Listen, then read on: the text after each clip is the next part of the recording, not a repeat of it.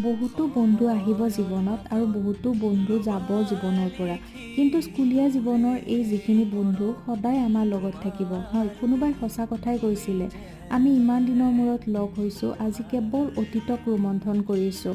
আৰু এই যে গোটেইখিনি ফ্ৰেণ্ড লগ হৈছোঁ আমি, সেইখিনিয়ে আমাৰ বাবে এটা ভাল লগা। বিয়াটো জাষ্ট এটা নামহে, আৰু এয়া আমাৰ কইনা।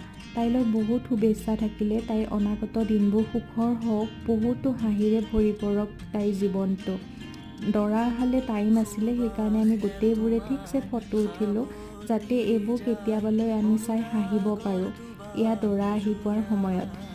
আৰু ফাইনেলি দৰা আহি পালে বহুত অপেক্ষাৰ মূৰত। আমি ইতিমধ্যে ৰখি আছিলোঁ দৰা আদৰিবলৈ বুলি কিনে, অকণমান চাউল তাউল ছটিয়ালোঁ, অকণমান ফূৰ্তি কৰিলোঁ।